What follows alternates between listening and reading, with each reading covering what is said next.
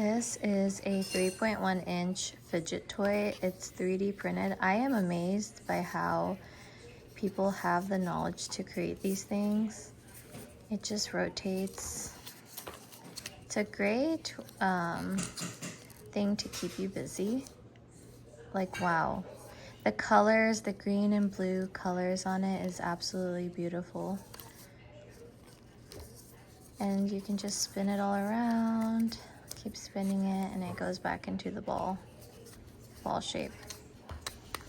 This is a great little gadget if you are stressed, or like if you know someone that deals with ADHD, autism. This will keep them busy, keep their hands busy. It's a great fidget toy. I'm just amazed by the complexity of it. It's so pretty. Like, this is so cool. And they had different colors that you could choose from as well. But yeah, and it's really sturdy. Like, it doesn't feel like it's gonna fall apart. It's very well made.